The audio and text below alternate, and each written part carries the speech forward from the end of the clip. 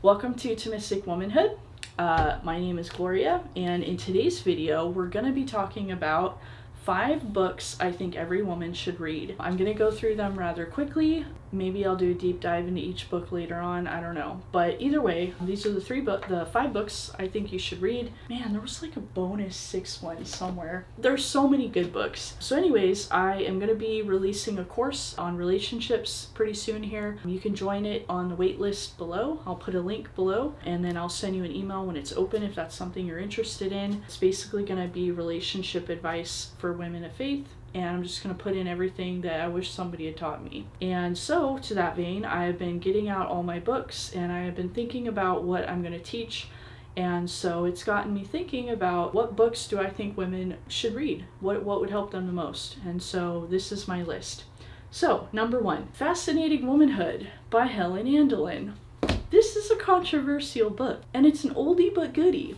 This is the OG of femininity books. Back before there was a femininity movement on YouTube, there were pamphlets written in the 30s by a group of psychologists, and it was basically written for single women on how to attract men. The principles on, the psychological and emotional principles on which to attract men with. And the pamphlets were excellent, and so in the 60s, in response to third wave feminism, a woman named Helen Andelin took those pamphlets, basically copy-pasted them into a book, added a few things here and there for married women, a few additional nuances and things, and then she released it as a book. You don't really need to worry about getting the pamphlets. I have the pamphlets, and literally 80% of this book is like just a straight direct copy from the pamphlets, so you're not missing anything. It's an excellent book. I highly recommend it. It is priest recommended. 3 of these books are priest recommended, 2 of them aren't, so if that's something you care about, maybe I figured you might want to know. And so this book is just going to basically talk to you about the principles of how to attract men.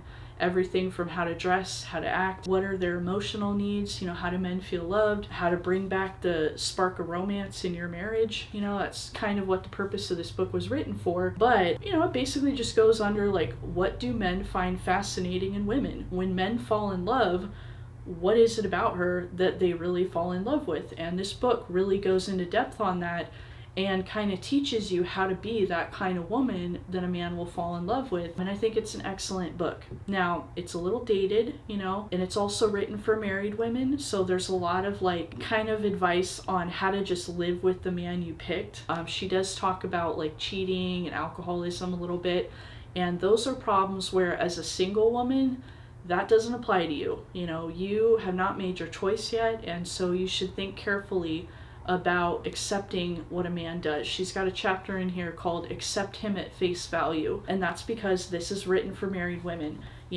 She does have a book on, a book like Fascinating Womanhood for single girls, and I've read it, but I like the original one better. But you're single, you don't have to make your bed and lie in it. You can get a new man, and I think sometimes it's important to do that. So that's something you should take with a grain of salt. It's also written by a woman, I believe she was Mormon, and so there's a little bit, sometimes she kind of makes men out to be a little more godlike than they actually are. And, sometimes things like, oh, don't question your husband or blah, blah, blah. There's a time and place, for disagreeing with your man. Obviously, you want to pick your battles, but that's one of the things I think is a little dated about her book. She doesn't really teach you how to kind of, set some boundaries, I think, a little bit. But again, that's because this is for married women who have already established their boundaries, with the man they're with. He knows what kind of woman is, what she is, what she won't stand for, things like that. So there's less of that because, hopefully you would have already done that in the dating phase. Something to be aware of. However, it's an excellent book. I always laugh when I see femininity channels use these principles and they don't credit it because it's from the 60s, and I think at this point nobody remembers where it came from. So it's an excellent book. Highly recommend it. The next good book, also priest recommended, Men Are From Mars, Women Are From Venus by John Gray.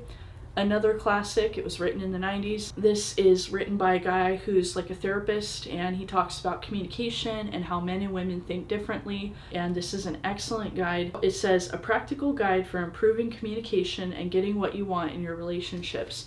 This is a really good book if you want to understand how men think And if you keep having fights with your boyfriend and you don't understand why you guys keep fighting, this is a book you should read. It will open your eyes. And he's very fair, he's not biased. He doesn't act like women are always wrong or men are always wrong. It's a good book. I highly recommend this book. The third book, it's the Jane Austen Guide to Happily Ever After by Elizabeth Cantor. This is the relationship book I wish I had written. It's so good. She basically taught, the subtitle is What Jane Austen's Heroines Can Teach Modern Women About Men, Sex, Marriage, and Lasting Happiness.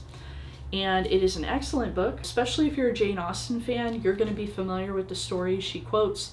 And she basically talks about, women back in the day, they had a less humiliating time with love. I think in the hookup culture, there's a lot of dignity that's been lost, especially for us women. We're expected to do things that are not at all in our best interest. And back in the day, society respected men more. And she talks about why that is. This is written by a woman. She's a convert to Catholicism and she has a degree. Yeah, she's got an MA in philosophy. So she gets into societal commentary on why certain things are happening, why the hookup culture, if you're like, oh my gosh, if you're like, if I'm so wonderful, why am I still single? She answers that question pretty good, at least in my opinion, in this book. And then she also teaches you principles how to conduct yourself in a relationship, how to choose a good man, even the proper way to think about relationships in general. It's an excellent book. I highly recommend you read it. So those are good. And these 3 books are all about relationships because obviously as a woman, it's something we think about a lot. It's something that bothers us if we don't have it right. If we don't have a relationship or,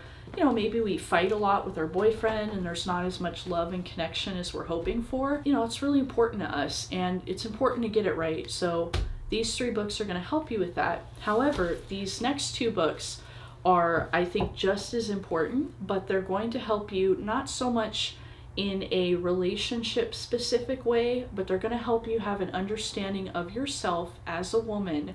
No man and kids needed. It is important to understand how to get along with men, how to get along with, how to have a happy marriage. However, you need to have a foundational understanding of yourself, just in and of yourself, without, in relation to a man or a kid. And that's where these books come in. So the first one is called The Privilege of Being a Woman by Dr. Alice von Hildebrand. This is priest recommended. In fact, my spiritual director, a priest that I used to go to, he was given this book out to all the women that were his spiritual directees. And this is the copy he gave me. It's an excellent book. And this woman she's a professor of philosophy. She's really excellent at knowing what feminism is and pointing out some of the flaws in it and how you can get true empowerment. She is very familiar with third wave feminism. She's read Simone de Beauvoir's books. She's read Betty Friedan's books. So she knows what she's talking about when she kind of, points out certain things about feminism that, really aren't maybe going to help you as much as they say they will. And then she talks about how instead it's going to go, how you can get what you want in a different way. And that's often rare. When people of faith write books on womanhood, they will often downplay the problems that feminism brings up, because there are, we do live in a pretty male-dominated society. There is definitely a male bias. There are things that feminists point out that are problems. I would argue there's way less of a problem with it than there used to be.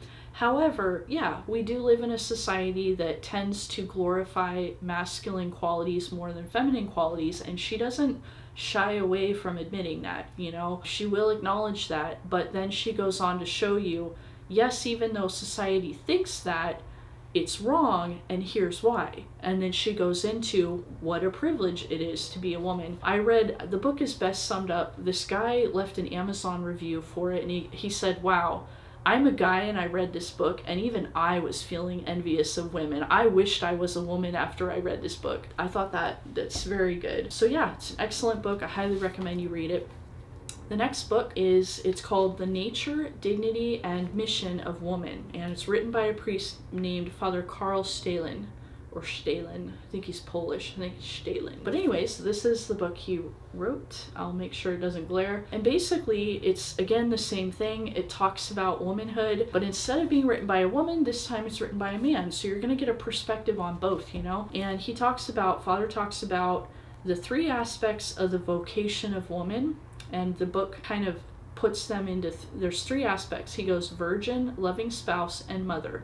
All of these aspects are intimately connected and influence one another, and the most eloquent example, and as it were the incarnation of this vocation, is the Immaculate, Our Lady, who is virgin and mother, co-redeemer, and spouse of the Holy Ghost. So he basically talks about womanhood, you know, the virgin, the single woman, the woman who's not married, you know, here's things about that. And then he talks about motherhood. Here's other things to consider. And then he talks about being a spouse. You know, there's more things to consider.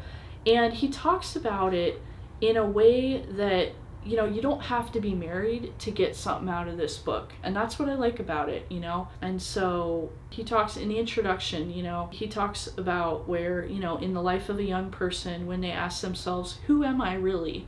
And what distinguishes me from other people, you know?